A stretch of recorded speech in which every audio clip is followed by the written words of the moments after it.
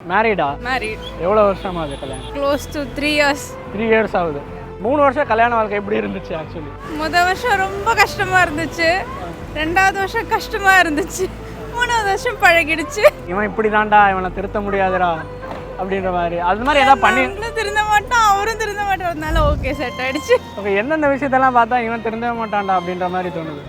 அதுவும் ஐஸ்கிரீமு, வேலை கெட்ட வேலையில் ஐஸ்கிரீம் சாப்பிட்றது, சாப்பாடை கண்ட்ரோலே பண்ணாமல் சாப்பிட்றது, அதுதான். இந்த விஷயத்த மாற்றிக்கோனா என்ன மாற்றிக்கணும் உங்கள் ஹஸ்பண்ட்? தூங்குறத கொஞ்சம் குறைச்சிக்கலாம்.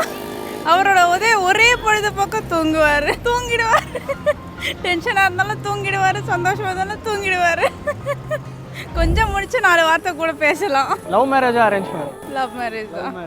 யாரு ஃபர்ஸ்ட் ப்ரப்போஸ் பண்ணது? அதுவும் அவர் தான். அழகுல விழுந்துட்டாரா?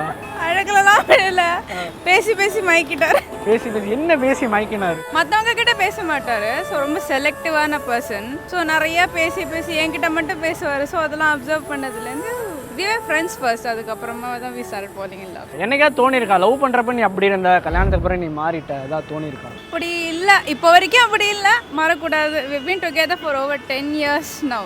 Okay, 10 years now. ஓகே, சண்டை வந்தா யார் ஃபர்ஸ்ட் சாரி கேட்போம்? அவர் தான். யார் சண்டை போடுவா? சண்டை நான் தான் நிறைய போடுவேன். நானும் எல்லா கப்பலும் பார்க்குறேன், பொண்ணு தான் ஆரம்பிக்குது, பையன் தான் காலில் விழுவுறான். ஏன் அப்படி? ஏன்னா அவங்க நிறைய விஷயம் கண்டுக்க மாட்டாங்க. நம்மளுக்கு எல்லாமே கண்ணில் போடும் சுற்றி, அவங்க கண்டுக்காம போயிடுவாங்க. நம்மளுக்கு எல்லாமே மண்டையில் கிளியர் ஆகிற வரைக்கும் டேப் மாதிரி ஓப்பன் ஆகிட்டே இருக்கும். அதான் இன்னைக்கு இருக்கிற விமன் வந்து ரொம்ப டிமாண்டிங்காக இருக்காங்க அப்படின்ற மாதிரி ஒரு டாபிக் போகுது. ஏன் அப்படி இருக்காங்கன்னு தோணுது? Actually I wouldn't say all women R like that. முதல்ல அவங்கக்கிட்ட அவங்களுக்கு கான்ஃபிடென்ஸ் இருந்துச்சு, அவங்க செல்ஃப் சஃபிஷியண்ட்டாக இருக்காங்கன்னா இன்னொருத்தவங்களை தேடி போக மாட்டாங்க. It doesn't matter whether it's boy or girl.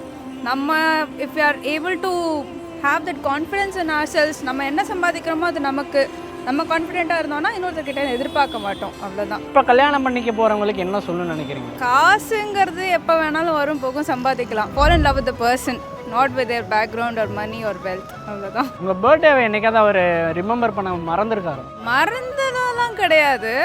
என்ன பண்ணணும்னு தெரியாது. என்கிட்டே வந்து உனக்கு கேக் வேணுமா, ஐஸ்கிரீம் வேணுமா, என்கிட்டே கேட்டு பண்ணுவார். மறந்ததெல்லாம் கிடையாது. சர்ப்ரைஸ் கொடுக்கலாம் தெரியாது, அவ்வளோதான். ஹைப்போதட்டிக்கலான கொஸ்டின் கேட்குறேன். உங்கள் ஹஸ்பண்ட் வந்து ஆஃபீஸில் வேறு பொண்ணுங்களோட ஃப்ளோட் பண்ணிகிட்டு இருக்காருன்றதை நீங்கள் கண்டுபிடிச்சிட்டிங்க, வாட்ஸ்அப்பில் கண்டுபிடிச்சிட்டிங்க. உங்களுக்கு அனுப்புகிற ஹை பேபியே அவர் இன்னும் 5 பொண்ணுங்களுக்கு ஹை பேபின்னு அனுப்பிச்சு. இப்போ என்ன ஆகும்? கண்டுபிடிச்சிட்டிங்க. மண்டேலே கொட்டி வீட்டில் உட்காந்து வச்சிருவேன். நீ ஹவுஸ் ஹஸ்பண்டார, நான் போயிட்டு வர வேலைக்குன்ற. அந்த மாதிரி இருந்தால் ஓகேவா ஹவுஸ் ஹஸ்பண்ட்? ஸோ வாட், எல்லா வாட்டியும் எங்களுக்கு ஆப்பர்ச்சுனிட்டி கிடச்சிருக்குல்ல. இப்போ we are all equals ங்கும்போது they should also be given that opportunity இல்லையா? So it's okay.